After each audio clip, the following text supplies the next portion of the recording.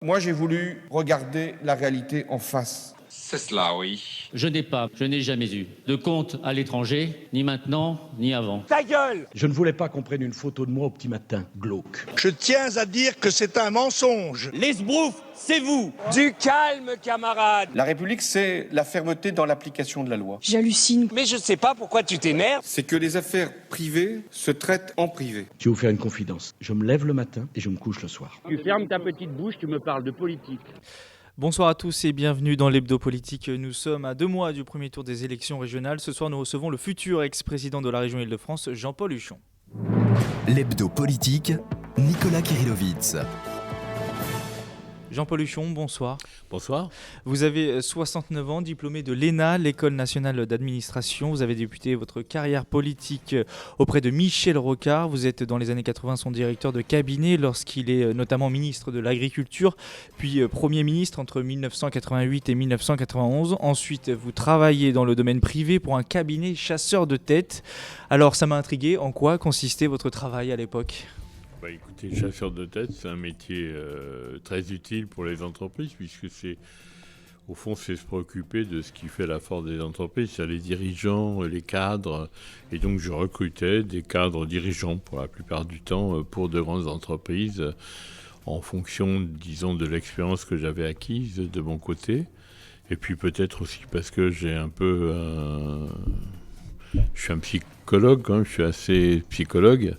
Et donc, je cherchais toujours des gens qui étaient, bien sûr, qui correspondaient au profil du poste, les diplômes, la carrière et tout, mais aussi des gens un peu atypiques qui pouvaient apporter quelque chose de plus. C'était la caractéristique de mon cabinet de chasseurs de tête à l'époque, c'est qu'on apportait des candidatures parfois un peu surprenantes, mais qui se sont révélées la plupart du temps de bonnes candidatures.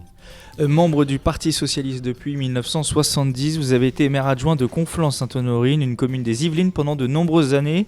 Vous avez été également le maire de la ville entre 1994 et 2001, mais évidemment le mandat qui vous a fait connaître, c'est celui du président du Conseil régional d'Île-de-France. Élu en 1998, réélu en 2004 et en 2010, vous songiez à vous représenter cette année, mais c'est finalement Claude Bartolone, le président de l'Assemblée nationale, qui a été choisi pour défendre les couleurs socialistes. Avec vous, nous reviendrons sur vos 17 ans à la tête de la région et sur la bataille pour les élections du mois de décembre. Mais tout de suite, c'est l'heure du Money Time. L'Hebdo Politique, le Money Time. Alors le Money Time, c'est une série de questions-réponses assez rapides pour apprendre à mieux vous connaître et connaître votre regard sur l'actualité. À propos déjà de la guerre en Syrie, c'est l'actualité. La France doit-elle ouvrir le dialogue avec le président syrien Bachar el-Assad, selon vous ? Je comprends que plutôt non, si j'écoute le président de la République. Je pense que Bachar el-Assad est un fauteur de guerre considérable. On compte par centaines de milliers les gens qui ont été tués, massacrés, bombardés. Daesh est une secte vraiment insupportable et d'une cruauté inouïe, mais je crois que c'est difficile de faire la différence entre les deux. Ce qui compte, c'est d'aller apporter de l'appui à ceux qui sont encore... Il y en a quelques-uns, heureusement, des démocrates en Syrie, des gens qui veulent que la Syrie revive normalement. L'État veut imposer aux communes la construction de HLM en Île-de-France. Une quarantaine de villes ne respectent pas le taux de 20% de logements sociaux imposé par la loi. Passer en force, est-ce la bonne solution selon vous ? C'est la loi, mais quand une loi n'est pas appliquée par des édiles de la République, c'est grave. Or, nous avons 400 000 mal logés en Île-de-France. Et la région, par exemple, fait un effort de 200 à 250 millions d'euros par an pour aider à construire. Parce qu'il faut savoir que pratiquement 70% des Franciliens relèvent des critères du logement social. Donc c'est un vrai problème, c'est une vraie difficulté. C'est ce qui plombe la vie de gens, le logement étant au fond la première des choses pour vivre un peu sereinement, normalement et trouver sa place dans la société. Donc honnêtement, je ne serais pas contre un peu d'autorité sur ce sujet parce que je trouve qu'on a trop longtemps laissé des maires se moquer d'une loi qui est une loi qui était honnêtement assez raisonnable, 20%. Alors nous avons fait mieux, si j'ose dire, puisque dans le schéma directeur de la région, c'est 30% de logements sociaux qu'on doit construire. D'après un récent sondage BVA, les écrivains préférés des Français sont Marcel Pagnol, Victor Hugo et Agatha Christie. Quel est votre auteur préféré à vous ? Pas forcément parmi ces trois-là, hein, vous avez le choix. Ah, parmi un auteur français ? Oui. Ouais, je dirais, moi j'ai toujours eu beaucoup de plaisir à lire Balzac et Maupassant, oui, peut-être un peu plus que ça. Parmi les trois que vous avez cités, bien sûr Agatha Christie c'est agréable, mais Victor Hugo c'est un grand, oui. Ce soir, le PSG accueille l'OM au Parc des Princes, un pronostic. J'imagine que vous êtes supporter parisien. Oui, c'est d'ailleurs difficile. Ça serait difficile l'inverse. Non, mais c'est d'ailleurs difficile parce que mes deux fils sont supporters de l'OM. Alors c'est très très compliqué. Ça va être sympa à table parfois. Mais moi, je pense que dans la forme qu'il manifeste aujourd'hui, le Paris Saint-Germain doit disposer de l'OM, même si c'est dommage que cette équipe se délite parce qu'elle apportait aussi beaucoup d'énergie au football français. Quand Nadine Morano, députée européenne, les Républicains affirment sur un plateau télé que la France est, je cite, un pays judéo-chrétien de race blanche, dérapage, coup de pub ou honnêteté intellectuelle de sa part ? Je pense qu'il faut au moins appeler ça un dérapage, voire quelque chose d'inacceptable. La France est un pays d'accueil, c'est un pays de mixité, c'est un pays qui s'est construit avec énormément d'apports de populations venant d'ailleurs, que ce soit les Belges, les Polonais, les Hongrois, les Algériens, etc. C'est pas convenable pour un élu de la République de dire des choses pareilles. On vous sait grand amateur de rock, le retour annoncé des Rolling Stones qui préparent un nouvel album. Êtes-vous impatient ou alors vous avez peur d'être déçu ? On sait que souvent les comebacks comme ça, ça peut. Mais j'ai jamais été déçu par les Rolling Stones et j'ai jamais été déçu non plus par des comebacks parce que, par exemple, en ce moment, il y a certains membres des Pink Floyd, dont David Gilmour, qui reviennent et c'est formidable. Quand tu as un type comme Neil Young, qui est un de mes chanteurs préférés, il est revenu 15 fois. Donc, non, moi je suis assez sympathisant des gens qui sont descendus mais qui arrivent à remonter. Oui. Il y a un message politique là-dessous ou... Peut-être, oui, peut-être. L'hebdo politique sur Sensation. Pour ce premier thème de l'hebdo politique, on va revenir sur vos 17 ans à la tête de la région Île-de-France. Il y a une dizaine de jours, vous avez présidé votre dernière séance au conseil régional. On vous a dit très ému, touché. Dans quel état d'esprit êtes-vous aujourd'hui ? Est-ce que vous êtes encore président à 100% ou vous commencez déjà à prendre du recul ? Oh non, parce que là, il faut terminer l'année. Nous avons beaucoup de chantiers en cours. On a, dans une semaine et demie, le grand conseil du STIF qui doit voter les contrats 20 milliards d'euros quand même, entre RATP, SNCF et STIF. Jusqu'en 2020 Jusqu'en 2020, donc c'est extrêmement important, parce que c'est tout le fonctionnement des transports qui est acquis à ce moment-là. Et puis, j'ai encore beaucoup de sujets à traiter dans les lycées, sur la formation des jeunes. Non, j'ai pas de souci sur le fait d'être occupé à plein temps jusqu'à la fin. Vous vous préparez peut-être un Mais peu ? ému, oui, je l'étais. Mais pourquoi j'étais ému ? Parce que je me suis retrouvé dans une assemblée qui, à l'issue de mon discours, s'est levée et a fait un standing ovation de une surprise plusieurs pour vous ? minutes. Ah oui. Oui, parce que tout ça, c'est très rare qu'un type de gauche soit applaudi par des types de droite aussi bien que par des types de gauche pendant 10 minutes avec des gens qui disent que vous avez été un président non seulement correct, honnête, mais courtois et qui a fait avancer la région. Ma plus grande fierté dans ces 17 ans, c'est qu'aujourd'hui, la région existe. Et d'ailleurs, elle existe tellement que peut-être ça en gêne certains, oui. Aujourd'hui, vous souhaitiez initialement vous représenter pour ces régionales. Est-ce que la déception est complètement derrière vous ? Vous êtes 100% derrière le candidat Bartolone ? Oui, ça c'est... On dit que vos relations ne sont pas les meilleures du monde. On peut lire ça dans la presse. On est assez amis. Je pense même que parmi les gens que connaît Claude Bartolone en politique, je suis un de ceux qui connaît le mieux, puisqu'en plus on a une maison en Sologne, à 10 km l'un de l'autre, et on se voyait très souvent pour faire des barbecues et même des fois participer à une chasse. Moi, je tire pas, mais j'accompagnais les chasseurs. Non, j'ai pas de problème personnel avec Claude. Et moi, je vais le soutenir du mieux que je peux, de plus que je peux. Et le meilleur soutien que je peux lui apporter, c'est d'aller au bout de ce mandat en laissant le bilan le plus positif, le plus... Comment dirais-je ? Le plus... Sain possible. Oui, le meilleur bilan possible pour s'appuyer dessus et aller plus loin. Donc non. Alors évidemment, au début, quand un truc comme ça vous arrive, surtout que moi je me suis décidé à y aller il y a au mois de janvier, février dernier, vraiment parce que je pensais qu'il n'y avait pas d'autre solution et qu'il fallait que je conduise la liste dans une circonstance très difficile pour la gauche. Qu'est-ce qui s'est passé alors concrètement ? On vous a fait comprendre qu'il fallait du changement, du renouveau peut-être, à la tête de la région ?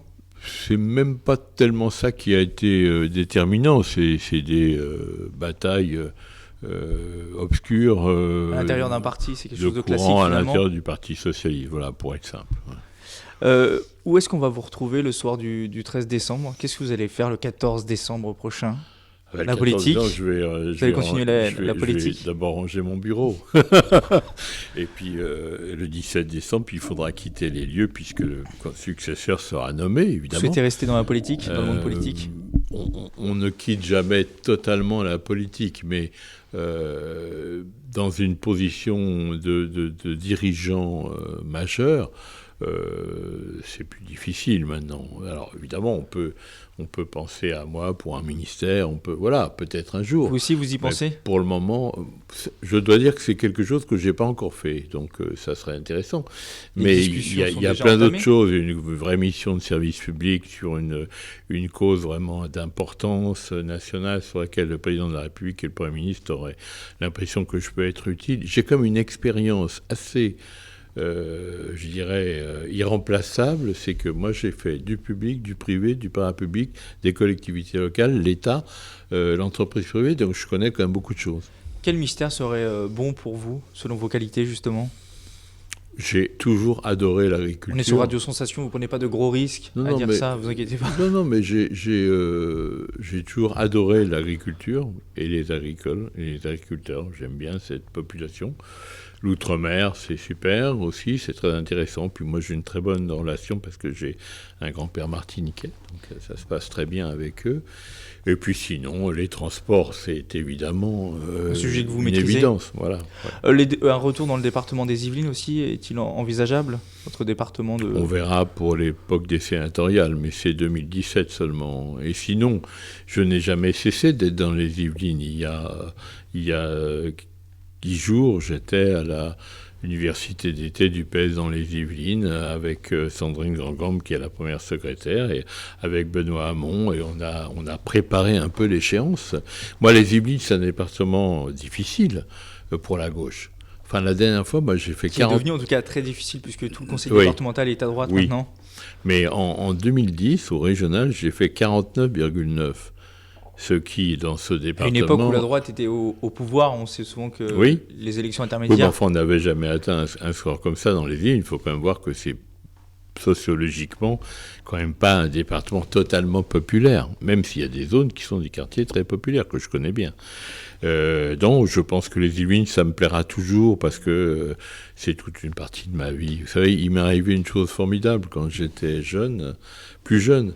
J'habitais rue des Mariniers, dans le 14e arrondissement, derrière l'hôpital Brousset. Et puis, Rocard m'appelle et me dit « J'aimerais bien que tu m'aides à conquérir Conflans ». Un type qui était rue des Mariniers qui va conquérir Conflans, c'est quand même intéressant. C'est un signe. Juste pour revenir à votre dernier discours, vous avez dit une phrase qui a un peu fait parler d'elle. L'alternance, c'est une bonne chose. Qu'est-ce que vous sous-entendiez par là ? Je parlais pour moi, c'est-à-dire que quelqu'un d'autre me succède, ce n'est pas anormal. Voilà.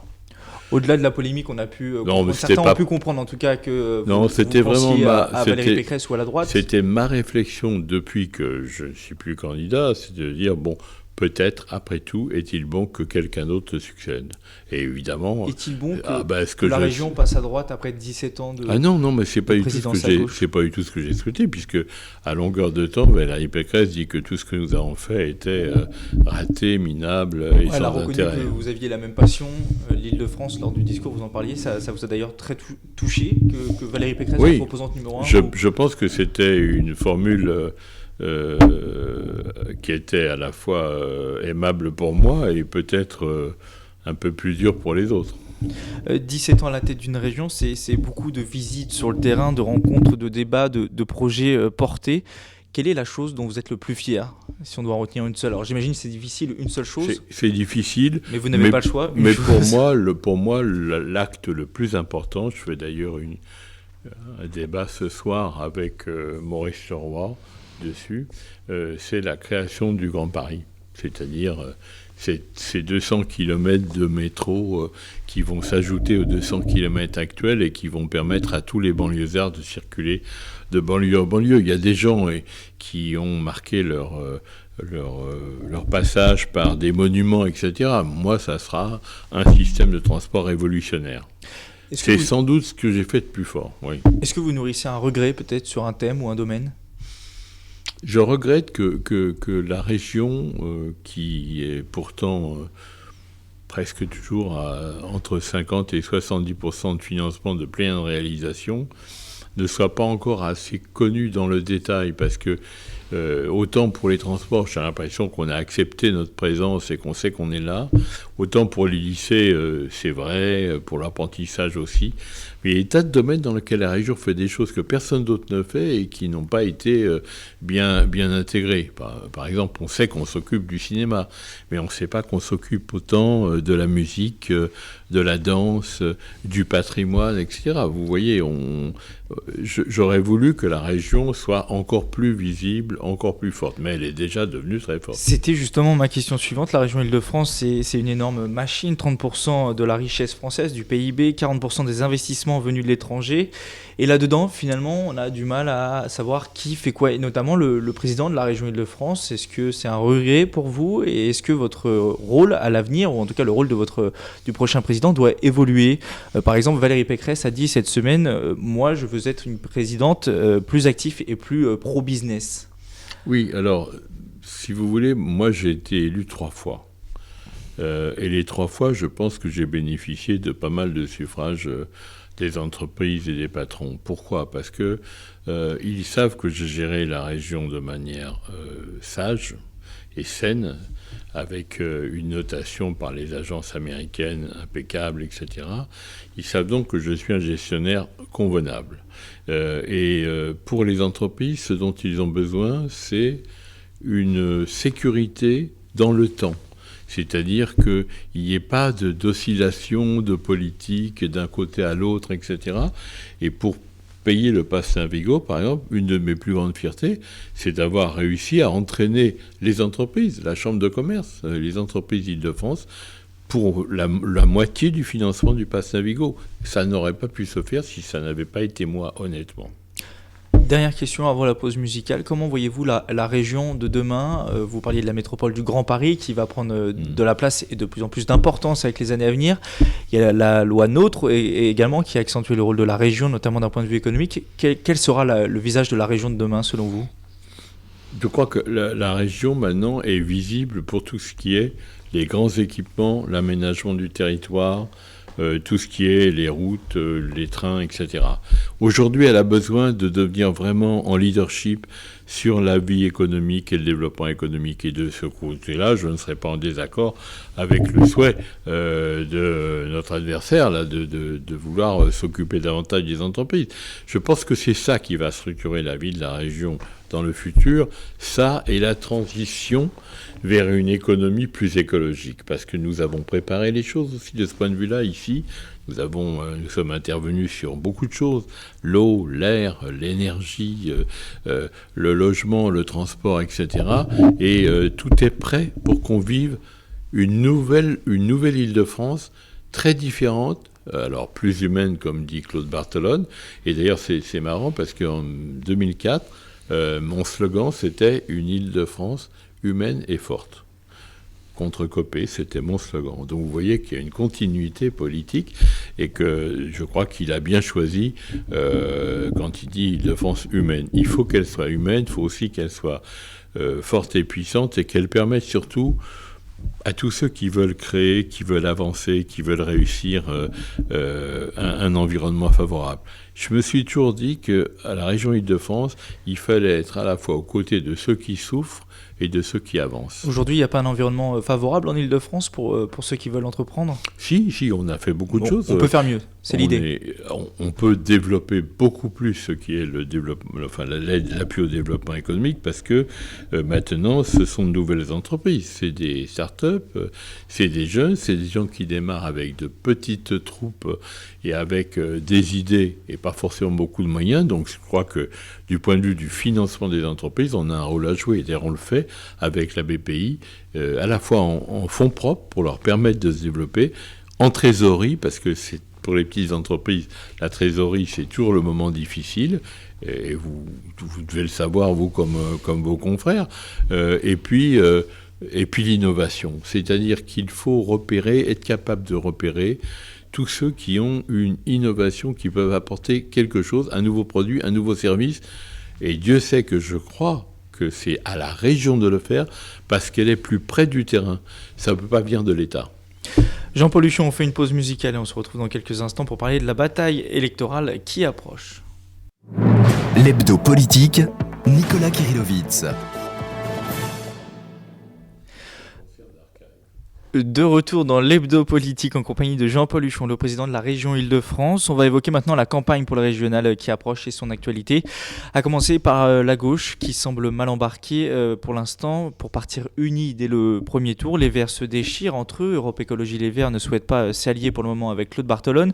Le Parti communiste se présente avec Pierre Laurent. Vous, quel regard vous portez sur ces divisions de la gauche, alors que, je viens de le dire, le combat pour conserver la région s'annonce âpre ? Elles sont très liées à la situation nationale et au fait que certains de nos alliés n'approuvent pas la totalité, c'est le moins qu'on puisse dire, de la politique nationale menée par le gouvernement de Manuel Valls et François Hollande. Mais sur le fond, en région, et compte tenu de ce que nous faisons en région, où nous avons toujours tout voté à l'unanimité des forces de gauche, en respectant la personnalité de chacun, en faisant droit, par exemple, le Parti communiste, vous avez souhaité mettre un quotient familial, donc un lien social avec les cantines, on l'a fait.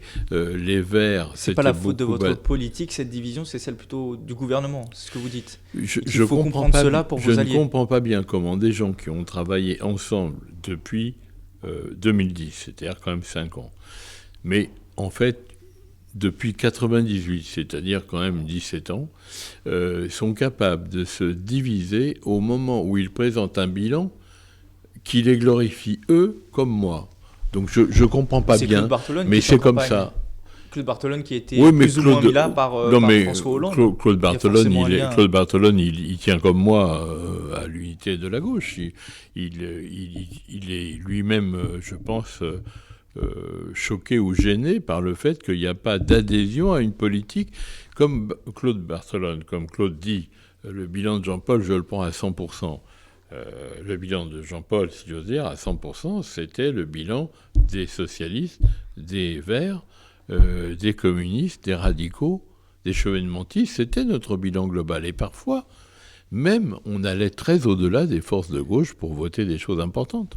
On vous sait conciliant, plutôt rassembleur comme personne, comme homme politique. Est-ce que vous pouvez avoir un rôle d'intermédiaire pour rassembler les forces de gauche? Est-ce que vous... On verra si c'est nécessaire et si ça m'est demandé. Mais si on me demandait d'être à l'appui de cette union de la gauche, je serais là, oui, bien sûr. D'ailleurs, vous estimez que vous avez un rôle à jouer dans cette campagne? Oui. Vous attendez qu'on vous le demande ou vous-même vous avez envie de prendre l'initiative? Non, je suis en train de finir mon mandat en réalisant des votes comment dirais-je, commun avec mes partenaires de gauche. Je vais jusqu'au bout porter ce bilan que nous allons porter ensemble. Et puis si il est nécessaire d'être un go-between quelconque, mais enfin Bartolone, c'est un politique, comment dirais-je, affirmé, donc il saura le faire aussi. Mais moi, je peux rendre service notamment là-dessus. Mais je peux peut-être aussi rendre service en montrant que les socialistes ne doivent pas être sectaires.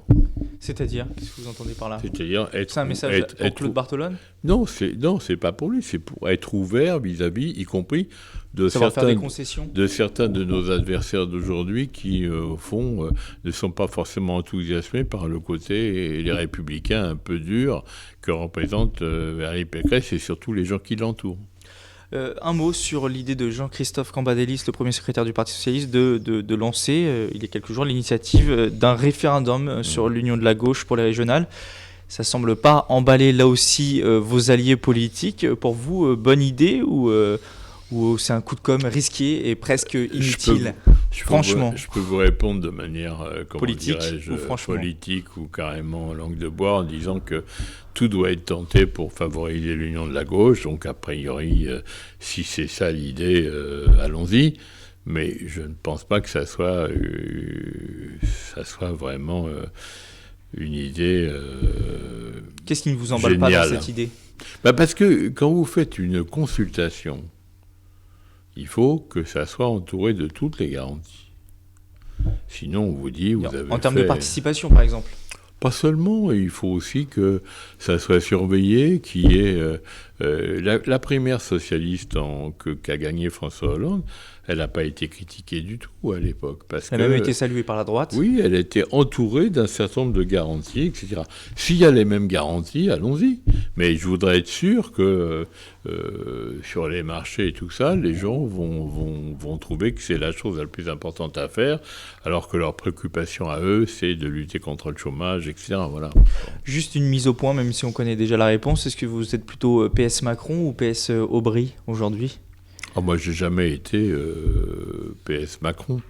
Même les gens du parti. Vous partagez le point de vue de Martine Aubry qui dit ras-le-bol Macron ? Non, moi j'ai soutenu Martine Aubry à la primaire. Aujourd'hui, je trouve que c'est un peu... elle critique inutilement les efforts des sociaux-démocrates pour parvenir à un système équilibré. Voilà. Selon le dernier sondage IFOP, Valérie Pécresse fait la course en tête au second tour avec 40% des intentions de vote, juste devant Claude Bartolone avec 39%. Et en troisième position, le Front National avec à peu près 20%. Est-ce que les sondages, ça compte en campagne ? Est-ce qu'il faut y faire attention quand on est candidat ? Oui, bien sûr. C'est surtout avant de partir que ça compte. Après, ça tombe en fonction des erreurs ou des bonheurs que vous rencontrez dans votre campagne. Mais indiscutablement, il y aura un vote Front National important. C'est une bonne nouvelle pour la gauche. On dit souvent que ça sert à le Parti socialiste. C'est jamais une bonne nouvelle que les idées ils vont plutôt prendre des... Non, mais c'est jamais une bonne nouvelle que les idées des partisans de la droite, les plus extrêmes et les plus décalées par rapport à la réalité l'emportent. Moi, j'ai un privilège par rapport à tous mes camarades. C'est qu'en 98, ici, il y avait 18% du Front National et qu'il y avait 36 membres de l'Assemblée qui appartenaient au Front National. Et qu'on a vu arriver Marine Le Pen en 2004, après, mais elle avait été réduite de moitié parce que il y avait eu la scission avec Maigret, etc. Donc, la présence du Front National, il va falloir s'y habituer, et il va falloir essayer de passer quand même les idées de gauche dans cette atmosphère qui sera un peu plus difficile, un peu plus hostile, parce que c'est pas tout à fait la même chose, les Républicains et le Front National, quand même. Vous êtes le président actuel de la région Île-de-France. Est-ce que vous estimez avoir une responsabilité dans la montée du Front National en région Île-de-France, ou alors là aussi, c'est comme pour le Parti Socialiste, c'est une affaire nationale avant tout ? Comme d'habitude, le Front National fera moins en Île-de-France qu'il ne fait ailleurs, et il fera probablement un peu plus dans la périphérie que dans la zone centrale, parce que c'est les gens qui semblent ou qui pourraient être les plus oubliés. Mais justement, nous on a fait tout le contraire, c'est-à-dire qu'on a fait le Pass Navigo pour les gens qui justement sont les plus éloignés. On a fait un aménagement du territoire qui favorise les lieux les plus déshérités, qui reconstruit la ville sur la ville. On a fait tout ça parce qu'on ne voulait pas justement donner place aux idées du Front National. Donc moi, alors là, franchement, je ne crois avoir aucune responsabilité dans la montée du Front National, au contraire, et je crois même qu'on peut dire que moi qui les ai eus dans mon assemblée, quand je suis parti, il n'y en avait plus. Quand je suis arrivé, quand j'ai été réélu en 2010, il n'y en avait plus un seul. Vous disiez, les Républicains, c'est pas le Front National. Alors ça concernera probablement pas la région Île-de-France, mais certaines régions où le Parti Socialiste pourrait se retrouver troisième, derrière le Front National et les Républicains. Quelle stratégie adopter selon vous dans ce cas-là ? C'est une question... Là, c'est vraiment d'un point de vue personnel. Hein. Non, c'est une question très compliquée. Moi, j'ai toujours été quand même plutôt partisan du Front républicain, donc je pense qu'il faudrait être capable de barrer la route au Front National. Mais comme les gens qui vont être les candidats des Républicains tiennent un langage souvent proche de celui du Front National, écoutez, si ça leur arrive, tant pis pour eux. Parlons des idées maintenant. Claude Bartolone, pour financer la modernisation des transports franciliens, souhaite instaurer une taxe poids lourd pour les camions qui traverseraient la région. Une bonne idée selon vous ? Faisable, réaliste ? Si j'ai bien compris, c'est la même idée qu'a exprimée Valérie Pécresse également à nuance près. Moi, j'ai toujours été favorable. J'étais favorable à l'écotaxe et j'étais favorable aussi à la taxe poids lourd, bien sûr. Il est normal que des gens qui abîment les routes, ou en tout cas qui les dégradent, et qui par ailleurs...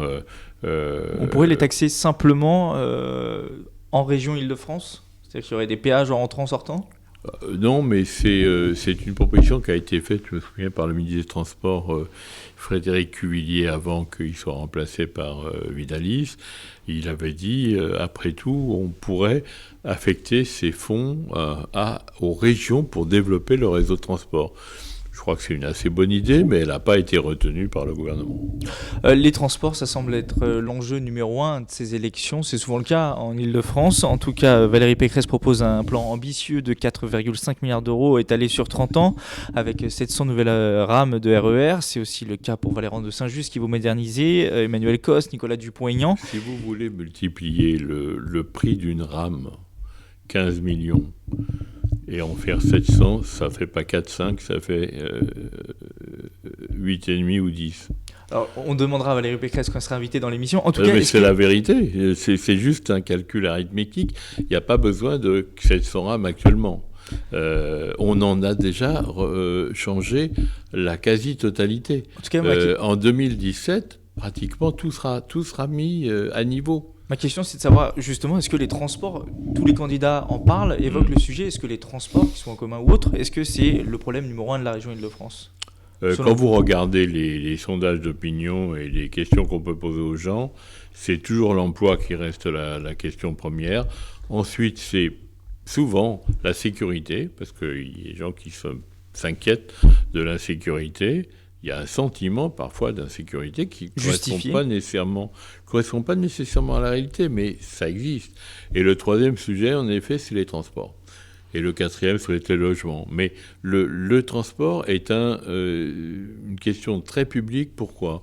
Parce que la principale caractéristique du francilien, moyen ou pas moyen d'ailleurs, c'est qu'il doit bouger tout le temps. Il doit bouger pour ses études. Voilà. La COP21, la conférence internationale sur le climat, se tiendra en même temps que ces régionales à Paris. On commence à entendre les candidats se positionner évidemment sur la problématique environnementale. Est-ce que c'est pas finalement ça le vrai enjeu ? On n'en parle pas assez dans ce début de campagne. Est-ce que c'est pas un regret ? Vous le disiez vous-même tout à l'heure pendant l'émission. Vous avez posé les jalons pour une région plus verte de demain. Nous sommes très présents parce que l'écologie au sens large du terme traverse toutes nos politiques. Par exemple, dans les lycées, on fait manger bio. Dans tout ce qui concerne l'économie d'énergie, on y met vraiment beaucoup de moyens. On a même inventé une société d'économie mixte assez performante là-dessus, qui a eu le prix d'ailleurs de l'innovation sociale ici en France. on est très présent sur la purification de l'eau, sur le climat et l'air, etc. Est-ce que les candidats aujourd'hui déclarés se saisissent assez de ces questions environnementales, selon vous ? Il y a déjà eu beaucoup de travail fait. Dans le bilan de la région, l'écologie est quand même pas le plus mauvais. D'ailleurs, ça serait inquiétant si ça l'était, parce que ça veut dire que les Verts n'ont pas eu d'influence, mais ils en ont eu. Vous regrettez que le calendrier de cette élection se confonde avec la COP21 ? Oui, c'est une maladresse. C'est un mauvais signal pour la COP21 ou pour les élections régionales, selon vous ? Non, je pense que c'est une maladresse de faire coexister deux manifestations très importantes pour l'avenir des Franciliens en même temps. C'est vraiment dommage. Mais bon, il y avait des considérants internationaux et puis il y avait des considérants constitutionnels. Je pense que ça aurait été mieux de faire les élections en printemps 2016, en allant d'ailleurs jusqu'au bout des 6 ans. Mais bon, ça s'est pas fait comme ça. Et puis voilà, la gestion des calendriers électoraux n'a pas été totalement parfaite, me semble-t-il. Pour terminer, je voudrais avoir votre point de vue sur une réflexion. On a l'impression que ce scrutin, les élections régionales, c'est le premier round de la présidentielle de 2017, surtout en Ile-de-France, avec François Hollande qui se mesure avec son candidat Claude Barthelone à Nicolas Sarkozy et sa candidate Valérie Pécresse. Est-ce que vous partagez cette analyse ? Est-ce que vous regrettez cette nationalisation finalement d'une élection qui reste, même si la région c'est grand, locale ? Comme je suis un régionaliste convaincu, je trouve que cette élection est très importante. Elle est très importante parce que maintenant, les régions font 70% de l'investissement public avec les collectivités locales.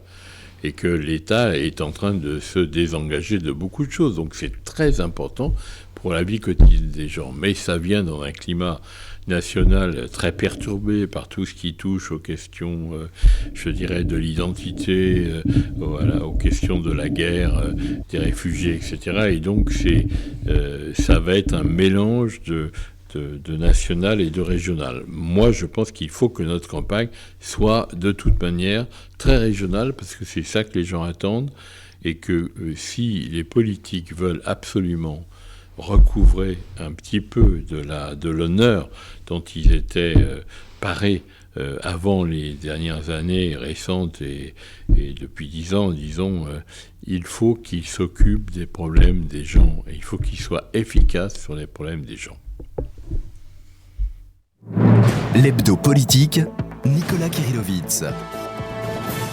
C'est la fin de cet hebdo politique. Merci Jean-Paul Huchon d'avoir répondu à nos questions. Je rappelle que vous êtes l'actuel président de la région Île-de-France. Qu'est-ce qu'on peut vous souhaiter pour la suite ? De vivre de nouvelles aventures aussi passionnantes, si possible, que celles que j'ai vécues ici pendant 17 ans. Oui. Vous pouvez retrouver cette émission en podcast audio et vidéo sur radiosensation.fr. Bonne fin de week-end à tous et bonne semaine. L'hebdo politique.